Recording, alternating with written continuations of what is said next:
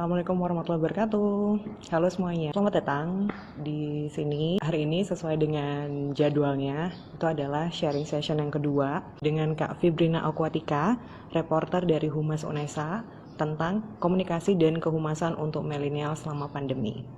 Nah, langsung aja kita mulai ya. Aku akan invite Mbak Fibrinanya. Oke, let's see.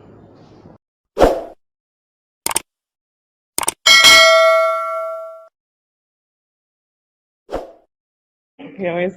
Oke, assalamualaikum warahmatullahi wabarakatuh. Waalaikumsalam Goyang. warahmatullahi wabarakatuh. Oke, oke. Oke, Selamat datang Mbak Fibrina. Halo, terima kasih banyak ya udah bergabung di sini. terima kasih kembali Kak Novi. Salam hangat Oke, juga ya di pagi hari. oke. Ini, ya ampun, ini the very first time live banget. Jadi mohon maaf kepada netizen yang lihat kalau banyak kekurangan. Maafkan, Oke, masih belajar. Oke, aku Mbak juga belajar. Fibrina. Sebelumnya, nah, Mbak Fibrina silakan. Siap, mantap. BTW kayaknya sinyalnya di sana ini ya, nggak stabil. Gambarnya ini loh, pecah. Oh, pecah. Oke, sebentar, sebentar. Nggak tahu kalau dari aku sih. Kalau dari aku gambarnya mbaknya pecah. Mm-mm. Oke. Loading unstable ini. Oh my God, ini live ya, bukan kaca. Maaf. Oke.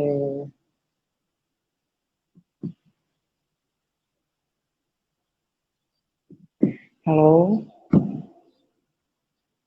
mbaknya masih di situ?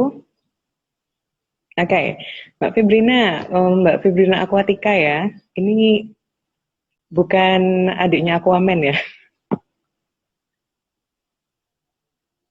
Halo, unstable nih kayaknya nih jaringannya di sana ya. Banyak yang pakai nih biasanya kalau jam segini. Wow, I'm alone. Oke, aku invite lagi ya. Oke,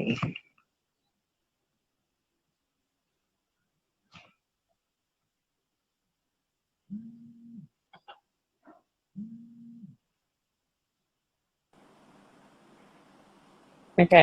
Halo, Bu Fib. Akhirnya bisa Oke, kembali lagi ya Kak ya, benar-benar. bener. Bentar, kok kayaknya Memang kita jaringannya juga agak lagi trouble. ini ya. Oke, Penggunanya banyak di sana mungkin, makanya jadi gitu. oke.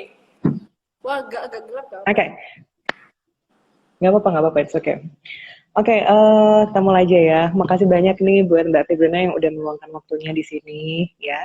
Mbak Fibrina Aquatika ini adalah salah satu reporter humas dari UNESA ya Mbak ya, Universitas Negeri Yap, Surabaya ya, bener ya? yap. Nah, sebelumnya bisa diperkenalkan dulu Mbak tentang Mbak Fibrina ini, riwayat pengalamannya di kehumasan itu seperti apa, dan sekarang kesibukannya lagi ngapain? Oke, terima kasih kesempatannya dari Kak Novi. Saya juga for the first time ya diwawancarai oleh Kak Novi karena biasanya wawancara. Oke, dari saya Iya, oke. sendiri ini memang sudah tergabung di jurnalis sebagai jurnalis di Humas UNESA sudah cukup lama ya sejak masih jadi mahasiswa dari UNESA Oke. sampai sekarang. Jadi waktu Berarti, empat semester 4 itu mulai hmm, bergabung di sana. Kemudian banyak melakukan kegiatan oke. liputan sih dan sampai sekarang jadi sudah lulus kuliah dari UNESA masih tetap gabung di Humas. Jadi itu sedikit sedikit cerita. Lalu untuk kesibukan, dari kesibukan sendiri saya sekarang ini lagi apa namanya, masih aktif juga di Humas ya Kak ya. Jadi masih aktif di Oke, Humas. oke. Kegiatannya di sana yang paling utama ya menulis. Jadi aktif menulis di majalah Oh, UNESA. Mungkin buat teman-teman yang oke. lihat di sini bisa akses juga majalah. Link majalahnya itu di bio Instagram saya. Jadi sebagai Wise, promosi promo juga ya. ya. Mungkin ada Iya, dari iya, it's mahasiswa okay. UNESA atau mungkin lulusan UNESA juga masih bisa melihat berita-berita seputar kampus dari UNESA sendiri Hmm, dari link yang ada di bio IG. oke. Nah, eh, Sebenarnya kalau Mbak Fibrina sendiri untuk latar belakang pendidikannya apakah ada berhubungan dengan jurnalistik atau tidak? Sebenarnya kalau latar belakangnya ada sedikit hubungannya. Itu kan waktu saya Oke. mengambil kuliah di S1 di Pendidikan Mm-mm. Bahasa dan Sastra Indonesia, yang Oke. berhubungan dengan jurnalistik adalah bahasanya. Bahasa. Mhm, Nah, mhm, dari bahasa Indonesianya. Karena memang waktu kuliah di S1 itu ada salah satu mata kuliah yaitu jurnalistik. Itu mata kuliah pilihan yang bisa bisa mensupport lah, ibaratnya mensupport ya dari hobi begitu. Jadi dari hobi saya sendiri untuk jurnalistik. Kemudian saya juga sekarang kan ini masih menempuh juga pendidikan lanjut, tapi juga tidak ada kaitannya dengan jurnalis, tapi malah dengan pendidikan. Nah, meskipun dengan pendidikan, tapi tidak ada kaitannya dengan jurnalis ya, mungkin sedikit sedikit sekali. Tapi saya rasa jurnalistik itu adalah ilmu yang umum begitu, sifatnya umum, bisa dilakukan oleh segala macam dari jurusan bahkan ya, karena oke. memang sebagai hobi menulis itu kan tidak hanya dari jurusan bahasa saja, tapi dari segala macam jurusan, bahkan ada yang banyak juga yang dari jurusan-jurusan sains ya, itu pinter menulis. Jadi menulis itu tidak hanya apalagi menulis jurnalistik ya, tidak hanya di bahasa saja. Jadi menurut saya seperti itu. Oke, berarti sekarang kesibukannya di dua bidang ya Mbak ya, di bidang pendidikan dan juga di bidang jurnalistik gitu, secara bersamaan. Iya, bisa dibilang seperti itu. Wow, Karena berarti memang sibuk sekali. hobi saya sendiri. Oh, hobi. Oke. Tapi Ya, nggak Nov. merasa kesulitan dengan kesibukan itu? Tidak Tidak. merasa kesulitan dengan kesibukan? Tidak. Sama sekali tidak merasa kesulitan. Karena menurut saya ya, apapun sesuatu yang dikerjakan secara apa namanya, secara sukarela dengan senang ya, Hmm. maksudnya dengan bangga begitu, itu tidak memberatkan insya Allah. Jadi apapun hobi yang menurut saya pribadi itu saya sukai, saya senangi, insya Allah tidak akan memberatkan. Karena memang saya suka dengan jurnalistik, Ya. meskipun sekarang juga bukan termasuk dalam reporter yang tampil di Mm-mm. media-media besar begitu ya. Tapi karena Iya, memang iya, iya. hobi, karena memang kesenangan, menurut saya tidak sama sekali tidak memberatkan. Apalagi sekarang kan Oke. zamannya pandemi seperti ini ya Kak Nov ya. Pandemi Iya, seperti ini benar. jadi serba online. Mm-mm. Biasanya itu Benar, online semua. untuk untuk meliput ke waktu sebelum corona ya, sebelum pandemi itu meliputnya Mm-mm. memang Harus meliput face to langsung. face Jadi gitu. langsung Mm-mm. kegiatannya. Tapi karena memang ada Langsung ke pandemi lapangan. seperti ini, serba digital kan sekarang ya. Mm-mm. Jadi Mm-mm. jika ada kegiatan begitu, ikutnya meliput lewat online. Kemudian ada wawancara Tuh. dengan, misalnya wawancara dengan para petinggi UNESA, itu juga dilakukan melalui via chatting, biasanya juga Hmm. email. Jadi seperti itu kan, tidak sama sekali tidak memberatkan. Ya. Kalau biasa banget loh Mbak Febri ini kesibukannya di dua bidang ya, di bidang jurnalistik, di bidang pendidikan ya. Dan sekarang juga lagi kuliah ya Mbak ya, S2. Minta doanya saja ya Kak Nov ya. Iya. Wah, luar biasa, berarti sibuk sekali ya Mbak Febri ini. Wah, luar biasa sekali narasumber hari ini. Nah, Sok sibuk bukan dari sibuk Kak Nov. background yang diceritakan, loh bukan sok itu, beneran the real Oke. sibuk. Tapi produktif ya, sibuk yang produktif, bukan sibuk yang nggak produktif gitu. Oke, dari Oke. latar belakang yang sudah diceritakan oleh Mbak Fibri tadi itu ya, ini anaknya manggilnya Mbak atau Kak? Kak aja deh Kak Kak, aja. Kak, Kak. Biar Oke, lebih Kak. akrab gitu ya Kak ya. Fibri. Kak Nov, Kak Fibri oke. Aquatica ya. Ini bukan saudaranya Aquaman ya. Nggak, bukan. Karena memang namanya Namanya ada juga seperti itu. aquanya. Iya, ada aquanya gitu. Apa lahir di air enggak ya? Kayak nggak Oh lucu. enggak. Banyak yang ngira seperti itu Kak Nov, tapi enggak sih. Iya, Itu kan atau kan memang ada tuh banyak. metode yang lahir di air. Enggak. Oke. Enggak, bukan. Dari tadi penjelasan dari siapa Kak Fibrina ya tentang latar belakang tentang jurnalismenya, jurnalistiknya tuh dan sebagainya. Berarti kan kegiatan tersebut itu biasanya erat sekali kaitannya dengan dunia kehumasan, ya reporter Humas UNESA gitu kan. Berarti juga aktivitasnya berhubungan dengan dunia kehumasan. Di mana biasanya orang-orang itu akan lebih umum kalau bicara tentang humas, mereka pasti itu apa ya? Pertama yang ada di pikirannya itu adalah komunikasi gitu kan, karena harus ngomong sama orang, namanya juga hubungan masyarakat kan ya, pasti ngomong lah atau jenis-jenisnya itu. Nah menurut Kak Fibrina ya, komunikasi dan kehumasan itu apakah sama? Dan kalau misalnya memang beda, bedanya ada di mana dan persamaannya ada di mana biar persepsi masyarakat tentang komunikasi dan juga kehumasan itu bisa sedikit lebih lurus daripada sebelumnya. Lurus, tapi melenceng. Oke, Silakan Mbak Sabrina. kalau menurut saya, oke, terima kasih Kak Naf. Kalau menurut saya sendiri, untuk komunikasi dan kehumasan itu ada hubungannya, tapi tidak sama. Jadi untuk komunikasi itu Oke. bisa diartikan sebagai suatu kegiatan yang dilakukan secara umum ya. Siapapun bisa melakukan komunikasi. Bahkan hewan pun bisa berkomunikasi dengan hewan yang lain. Nah, jadi Oh gitu. sama-sama terkait dengan apa namanya interaksi antara satu orang dengan orang yang lain, individu yang satu dengan yang lain. Jadi menurut saya hubungannya seperti itu. Tapi untuk kesamaannya beda karena memang untuk komunikasi itu hubungannya secara umum, secara menyeluruh, sifatnya lebih menyeluruh begitu ya. Tapi untuk kehumasan, nah ini untuk kehumasan itu memang biasanya berkaitan dengan publikasi, berkaitan dengan publikasi Oh, benar, setuju. di kalayak ya. Jadi publikasi secara Mm-mm. umum begitu. Nah di dalam kehumasan itu pasti ada komunikasi. Tapi di dalam komunikasi Hmm. belum tentu terjadi kehumasan. Oke, Jadi berarti kehumasan itu komunikasi itu hubungannya dengan publikasi. Jadi publikasi dan misalnya Kak Nov nih mengadakan kegiatan begitu, kegiatan mungkin Mm-mm. kegiatannya secara bisa dilihat oleh banyak orang ya, itu kan pasti ada yang namanya si kehumasan atau bagian kehumasan, atau mungkin hari Oke, ini untuk kegiatan pasti kehumasan, itu kan untuk publikasinya. pasti ada.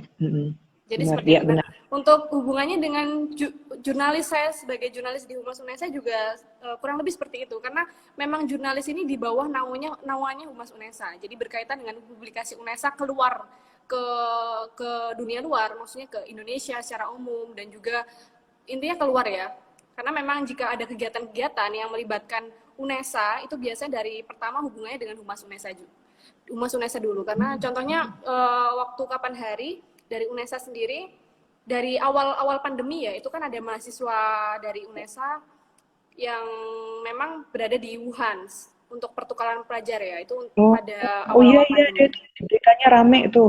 Ya itu, Rame nah rame. itu kan memang Bapak Rektor diwawancarai di beberapa media. Nah itu tim kami Oke oke. yang akses duluan ke Wow. media-media dari luar tuh dari tim kami dulu, dari tim Humas Unesa dulu, baru ke Bapak Rektor. Iya Jadi iya seperti itu kurang lebih. iya. Oh iya, inget itu. Dulu rame itu, emang rame banget. Iya, Oh berarti benar-benar Kak, terjun juga ya? rame. Iya Iya. rame. Saya juga baca beritanya itu. Oke. Oke, wah ternyata konsep dari komunikasi itu lebih luas ya daripada kehumasan itu sendiri. Karena semua hewan pun seperti yang tadi Mbak Kak Fibrina bilang, hewan pun juga bisa berkomunikasi gitu ya konsepnya. Jadi kalau yang saya tangkap kehumasan itu bagian dari komunikasi itu sendiri gitu ya Mbak ya. Nah, oke nih. Nah, tadi ini kan Mbak Kak Fibrina juga menyinggung kondisi ketika ada corona dan ketika kondisi sebelum ada corona gitu kan ya. Nah, kalau misalnya kondisi sebelum dan setelah corona ini, perbedaannya Anda sebagai Kak Fibrina sebagai salah seorang anggota humas yang pernah berpengalaman sebelum pandemi dan setelah pandemi. Nah, itu perbedaannya seperti apa, Mbak? Ketika Mbak menunaikan tugas sebagai humas dalam kondisi yang sebelum pandemi dan setelah pandemi, perbedaannya apa? Oke, Kak Nof, bentar sepertinya ada sedikit kendala ya. Ini entah kenapa kameranya di sini terlihat buram sekali ya, Kak ya. Oke, Saya, enggak, kamera dari saya, oke, dari tampilan dari saya sendiri. Hmm, Oke, sebentar. oke, oke, it's okay, easy, easy.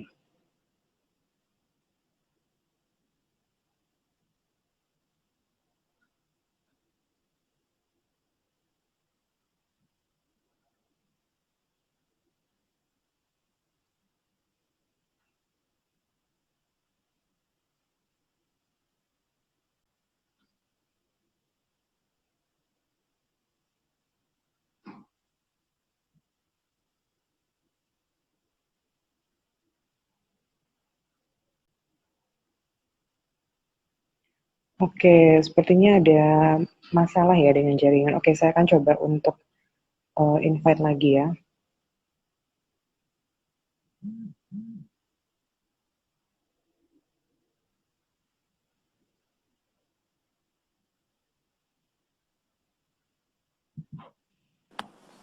Oke, bisa balik lagi akhirnya. Udah lumayan terang. Oke, sip, alhamdulillah. Oke, sip, alhamdulillah. Nah, oke, udah ready, Mbak Fibrina? Oke, terang ya. Udah ready? Oke, ready ya. Lanjut Kak Nov, tadi pertanyaan perbedaan sebelum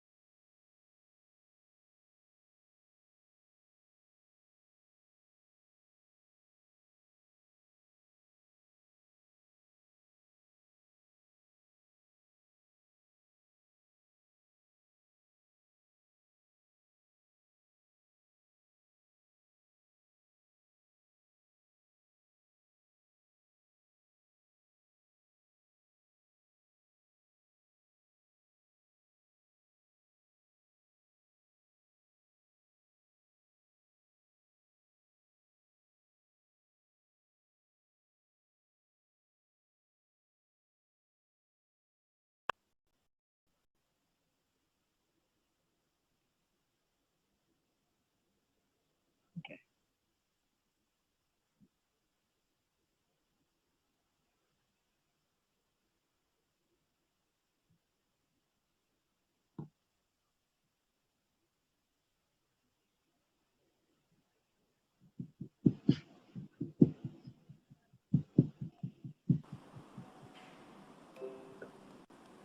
Aman? Oke, bisa lagi ya. Oke, udah, alhamdulillah. Oke, mungkin karena banyak yang make ya, jadi akhirnya tumpang tindih gitu. Oke, oke, aku lanjutkan lagi ya. Aku ulangi tadi pertanyaannya. Tadi kan Mbak Febrina tuh menceritakan tentang pengalamannya Mbak Febrina waktu menjadi petugas, maksudnya bagian dari Humasnya UNESA ya.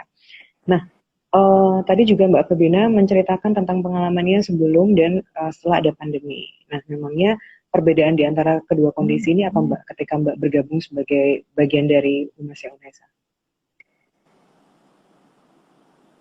Itu perbedaan sebelum pandemi dan juga setelah ya. Saat Ya. bergabung di kehumasan. Oke. Yang jelas perbedaannya itu sangat terlihat sekali. Nah, terlihatnya karena memang saat sebelum pandemi, tim kami melakukan wawancara begitu dengan pihak mahasiswa atau pihak dosen atau para petinggi UNESA itu dilakukan secara tatap muka. Nah, itu kan sekarang semakin sulit ya. Terakhir itu saya wawancara ke wakil rektor, itu pun masih bisa tatap muka, tapi dilakukan dari jarak 1 meter. Jadi bisa dibayangkan sendiri ya Kak Naf ya, melakukan wawancara dengan wakil rektor, tapi dilakukan dari jarak 1 meter. Jadi itu sangat sulit sekali untuk melakukan wawancara. Nah, akhirnya alternatif lain karena memang saat bertatap muka pun sulit, dilakukan wawancara melalui online. Jadi biasanya menggunakan aplikasi WhatsApp ya. Kita japri dulu, kita komunikasikan dulu. Awalnya itu ingin bermaksud untuk wawancara itu dari temanya apa begitu atau tujuannya wawancara itu apa, kan biasanya ada dari setiap bulannya itu ada beda-beda tema dari tim kami untuk majalah UNESA itu kan kadang-kadang ada tergantung mengikuti dari hari besar di Indonesia, misalnya ada hari olahraga atau hari apa, itu mengikuti tema itu biasanya. Jadi kami maksudkan untuk wawancaranya dijelaskan dulu biasanya melalui via email atau via WhatsApp ke para narasumber, kemudian baru dilakukan wawancara. Itu pun wawancara biasanya juga dilakukan via online ya, karena memang pandemi seperti ini. Jadi seperti Nah, itu. Mbak, baik. Kak, apa kan sekarang semenjak pandemi kan semuanya basis online ya, online base gitu. Nah, pernah nggak sih kayak misalnya ngirim email ke calon narasumber atau ke sumber berita, tapi terus mereka balasnya lama, terus ya ada kayak gitu-gitu, pernah nggak sih ngadepin kayak gitu? Terus gimana? Pernah. Oke. Gimana Sangat waktu pernah ya sekali. mungkin katakan di PHP gitu ya. Nah, itu gimana tuh, Mbak? Sangat pernah sekali. Nah, biasanya apalagi jika wawancaranya narasumbernya itu dari kalangan birokrasi, misalnya rektor, wakil rektor itu kan sangat sulit sekali. Memang beliau-beliaunya banyak kegiatan di luar sana ya. Nah itu kami mensiasatinya dengan jika memang belum bisa dibales atau mungkin masih ada kegiatan yang lain sehingga sibuk ya, jadi belum bisa wawancara, itu biasanya diberikan ke wakilnya atau mungkin sekretarisnya. Jadi sekretaris dari beliau-beliau itu. Atau mungkin jika memang dari narasumbernya masih bersedia, kami tetap menunggu. Jadi yang penting ada pernyataan, ada yang bisa ditulis dari para narasumber. Meskipun bisa menunggu lama, yang penting ada tulisannya. Tapi biasanya kami berikan batas waktu, Kak. Jadi mungkin 1 minggu, 2 minggu begitu. 1 minggu, 2 minggu. Jika memang sangat-sangat sibuk, baru dicarikan alternatif lain dari ganti narasumber, misalnya sekretarisnya atau mungkin wakil dari rektornya atau mungkin yang lain. Jadi seperti itu, Kak Nov. Harus tetap ada dari narasumber itu, meskipun digantikan ya. Wow, berarti harus sabar ya Mbak ya? Harus super sabar. Harus sangat-sangat sabar. Harus super sabar Tapi itu beneran. ini tidak hanya berlaku dalam wawancara online saja, Kak. Tapi sebelum itu juga harus tetap sabar, meskipun kami wawancarain dengan tatap muka begitu, atau mungkin saat ada kegiatan waktu sebelum pandemi ya, itu juga sabar. Jadi misalnya menunggu narasumber untuk keluar dari kegiatannya, kami menunggu di depan begitu sambil tetap harus ada yang bisa didapatkan dari narasumber itu. Jadi seperti itu kan. Wah, ternyata gitu ya proses pembuatan berita ya, dan tidak mudah gitu ya. Nah, oke nih, mau tanya nih. Nah, ini kan Kak Fibrina ini kan termasuk kategori kaum milenial ya.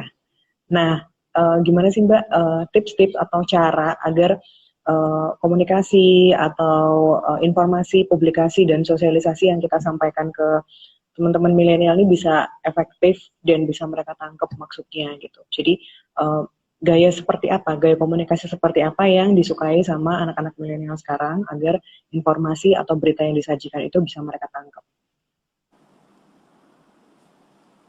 Oke. Kalau berbicara tentang gaya komunikasi seperti apa, itu menurut saya kaitannya dengan bidang pendidikan ya, justru ya. Mungkin insya Allah saya juga sedikit kurang lebih bisa menjawab ya. Jadi jika berkaitan dengan komunikasi ke orang lain, bagaimana agar mereka bisa menangkap apa yang kita maksudkan, begitu ya. Juga berhubungan dengan, jika di dalam pendidikan ya, ini berhubungan dengan teori belajar. Jadi saat kita mengajar, begitu ada pembelajaran agar murid atau mungkin orang lain lebih paham dengan apa yang dimaksudkan, itu juga harus bisa memahami teori belajar bagaimana yang digunakan ke murid-murid itu. Dalam bidang kehumasan juga kurang lebih sama, tapi kan tidak menggunakan teori belajar ya, tapi kurang lebih sama. Jadi hubungannya dengan kita harus, atau speaker ya, ibaratnya speaker itu harus bisa memahami kondisi dari yang mendengarkan, misalnya kalangan bagaimana, atau mungkin biasanya mereka itu hobinya seperti apa begitu. Jadi secara keseluruhan agar lebih mudah memahami apa yang kita maksudkan begitu kan. Oke. Nah, berarti tipsnya adalah tentang mengenali calon pendengar dari siapa yang akan nangkep berita dari kita gitu ya, Kak ya? Iya, betul. Oke, sip. Nah, tapi berdasarkan pengalaman saya sendiri pun, sewaktu wawancara dengan narasumber ya, baik itu mahasiswa atau mungkin dosen atau para petinggi atau narasumber yang lain, memang untuk jurnalistik itu sifatnya menyeluruh ya. Kita harus bisa sebagai reporter, sebagai jurnalis itu harus bisa memahami bagaimana karakteristik dari orang yang diwawancarai. Jadi entah itu dari kalangan muda, kalangan tua, atau yang lainnya, harus tetap bisa memahami mereka begitu. Jadi harus misalnya tapi ini juga sepertinya orang lain juga sudah banyak yang paham ya, jika berbicara dengan orang yang lebih tua atau mungkin kita mengajak wawancara itu orang lebih tua, pasti juga unggah-ungguhnya beda ya. Atau mungkin saat sesama mahasiswa itu juga menggunakan bahasa yang memang bahasa gaul begitu ibaratnya. Berarti lebih ke treatmentnya ya, treatmentnya disesuaikan dengan calon narasumber atau sumber berita yang akan kita dapatkan itu tadi ya Mbak ya? Iya, betul. Oke, sip.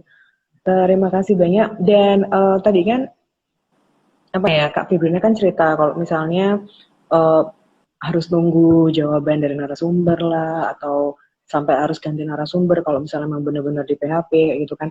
Nah, selain hal seperti itu, tantangan apa lagi nih Kak yang biasanya Kakak hadapi ketika mencari berita atau menulis berita dalam masa pandemi seperti sekarang?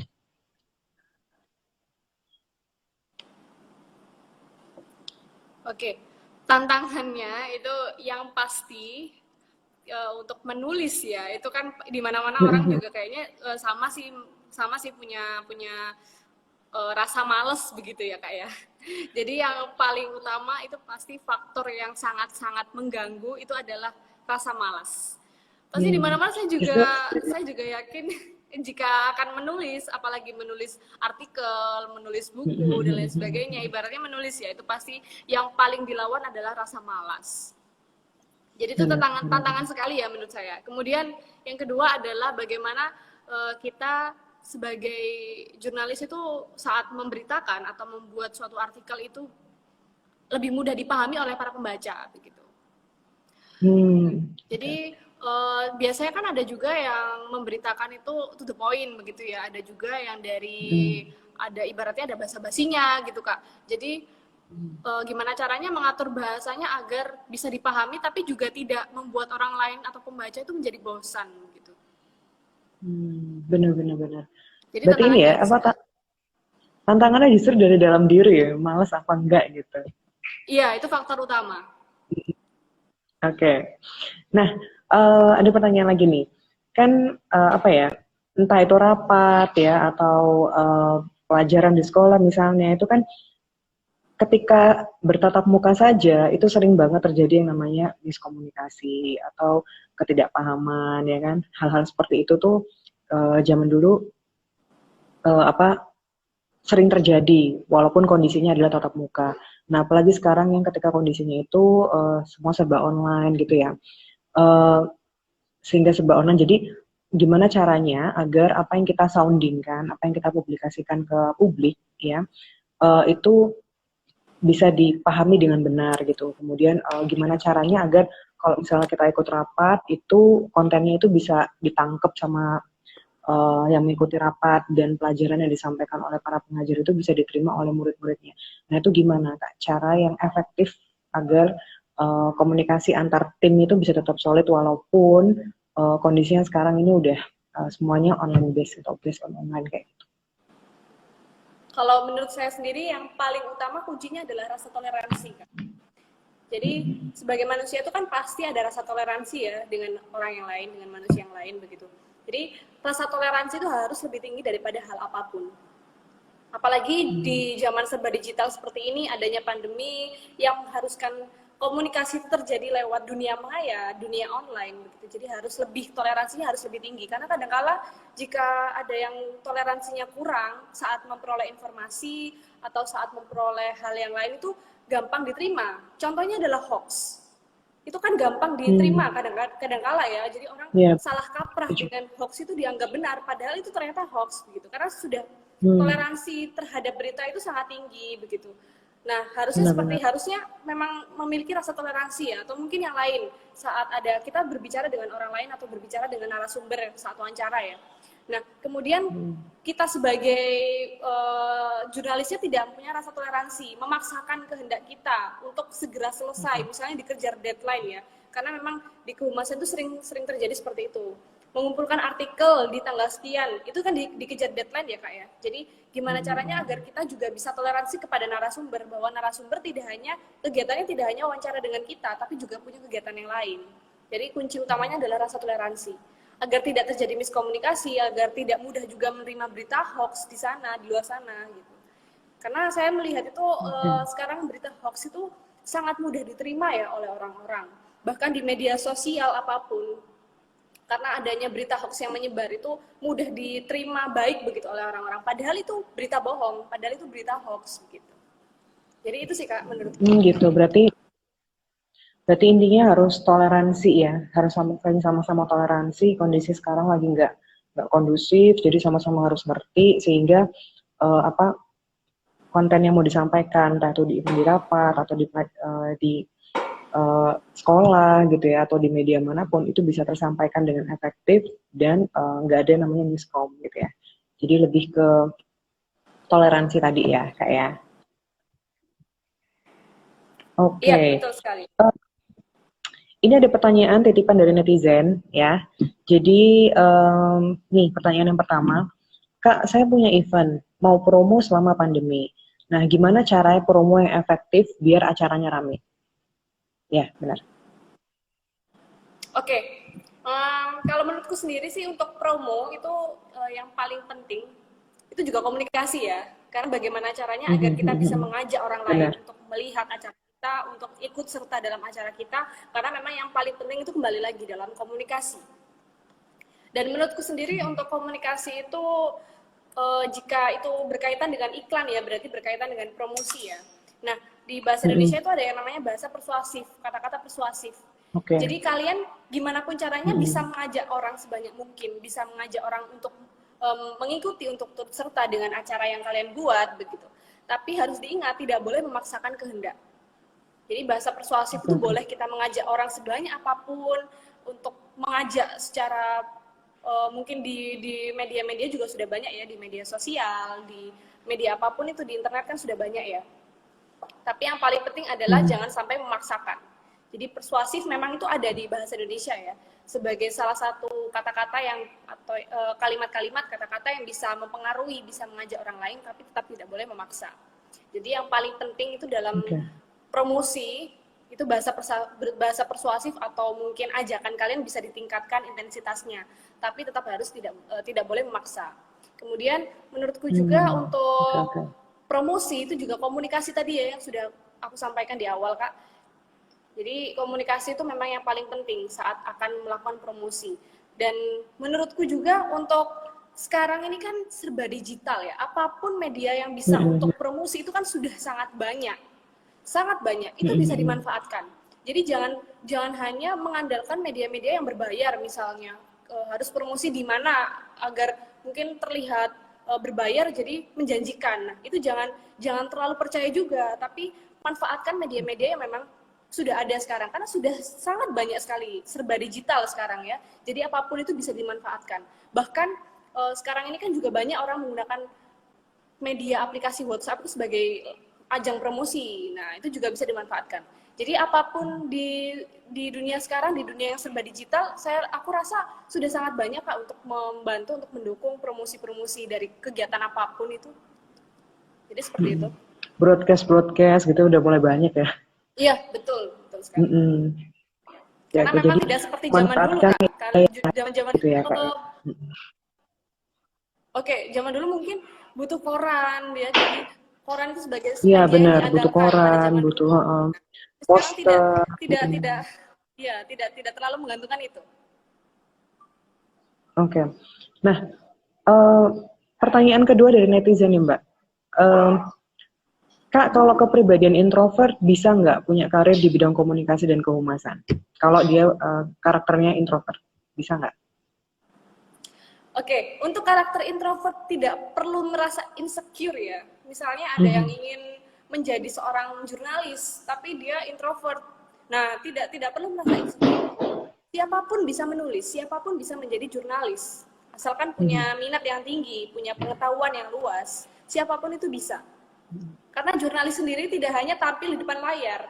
Mungkin bayangannya jika orang introvert itu tampilnya di depan layar, akhirnya malu, merasa malu, begitu tidak percaya diri. Nah, tapi sebenarnya tidak ya. Tidak hanya tampil di depan layar untuk jurnalis sendiri atau untuk public speaking begitu ibaratnya.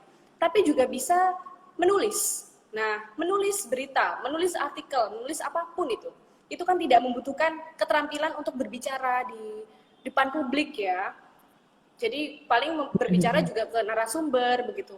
Misalnya saya saat melakukan kegiatan jurnalis tidak selalu tampil atau tidak selalu ada di depan layar, bahkan sangat jarang. Karena memang untuk jurnalis humas sendiri kebanyakan itu memang ada kegiatannya, penulisannya adalah di majalah dan juga di website UNESA. Nah, jadi tidak perlu merasa insecure atau merasa tidak percaya diri karena kepribadian yang introvert begitu. Bisa menulis. Karena menulis tidak membutuhkan banyak keterampilan berbicara di depan umum ya. Ada juga banyak, saya rasa juga banyak apa namanya, sastrawan yang lebih pintar menulis daripada pintar berbicara. Jadi menurutku itu Kak, meskipun introvert tetap bisa di bidang komunikasi, bisa menulis di bidang bahasa. Jadi segmennya lebih dipilih ya, lebih ke apa, karir di bidang yang lebih ke dunia tulis menulis, bukan ke apa, betul. bagian yang lisan kayak gitu, atau bagian yang bernegosiasi dengan orang, tapi lebih konsepnya ke yang nulis-nulisnya itu tadi gitu ya Kak ya. Betul sekali. Wah, terima kasih banyak nih Kak Febri untuk semua sharing-sharingnya. Mungkin Kak Febri ada closing statement yang mau disampaikan untuk teman-teman yang nonton live hari ini.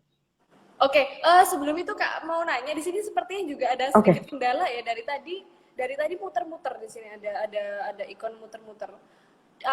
Berapa orang yang lihat sampai detik ini?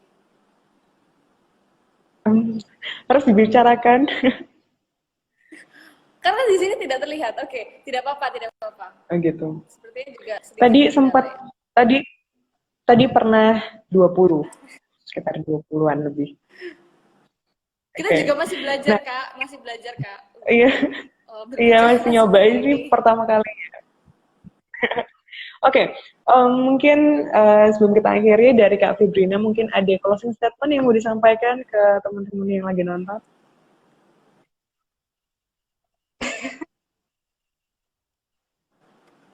Yang disampaikan sekarang ini karena di masa pandemi ya, tentu saja yang paling diinginkan adalah semoga pandemi ini cepat selesai, kegiatan apapun itu segera berjalan dengan normal.